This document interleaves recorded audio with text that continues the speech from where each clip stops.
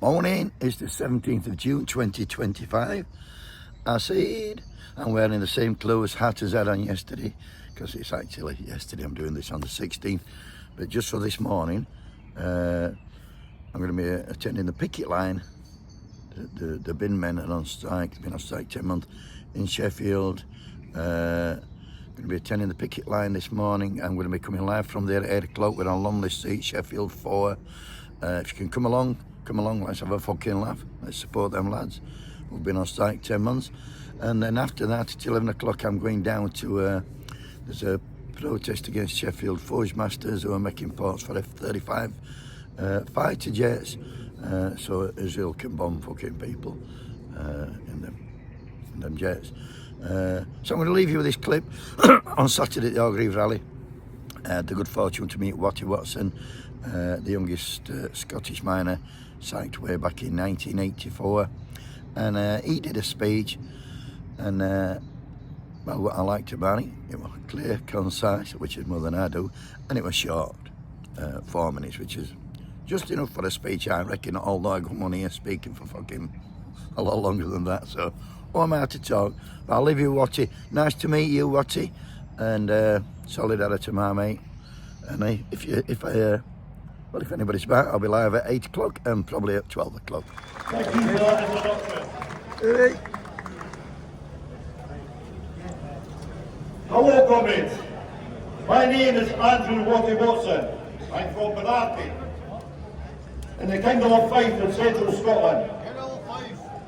40 years ago today, I was a sacked miner. I was one of 206 miners who was sacked in Scotland for defending their jobs, pits, families and their communities during the strike. I have the distinction of being the youngest person sacked in Scotland at just 19 years old. I was lucky. I eventually got my job back at my old pit, Comrie in West Fife, in December 1985. But the majority weren't so lucky, including my good friends in Benarty, Donny McShane and Red Ronnie Campbell, both Orgreave veterans and both, sadly, no longer with us. On that, all the regional strike centres in Scotland sent dozens of buses to Orgreave, with hundreds of striking miners on them. And there's two Orgreave veterans in front of me, Billy Laraz Fraser and Paddy McCarroll, proudly holding an Barra in front of me today. I stayed lucky. I've had a good life. I've got a wife, Bonnie, and three great kids and 2 smashing grandbairns. Then, after the last pit closed in Scotland in 2002, I got a job at ScotRail, and I've been driving trains ever since. And I'm glad to see so many of my ancestors comrades here today, along with other trade unions. We've worked out that the injustices came straight from the top of the Thatcher government and her cabinet. The Tory government and the National Coal Board wanted to intimidate us and break their opposition to closures and privatisation of the people's coal. And I'll never forget the injustices of 1984-85. I was active in the campaign with the National Union of Mine Workers, which won the pardon in 2022 from the Scottish Parliament. I gave evidence to members of the Scottish Parliament and to Cabinet Secretaries.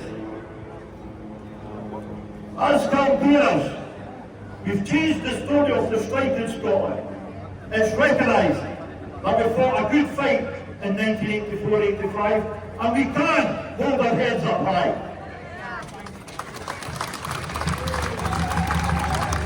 But our business as Goldfield campaigners in Scotland isn't finished, and that's why I stand here today. We want a pardon for the miners in England and England. Sorry, we want a pardon for the miners in England and Wales too.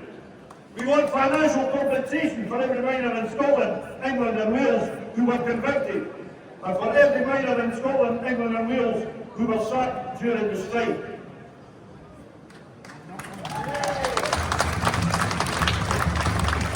And we support the Orgreave Truth and Justice campaign's call for an inquiry into the Tory government's mishandling of the strike in all parts of the British goldfields. Our fight will continue until justice is seen to be done.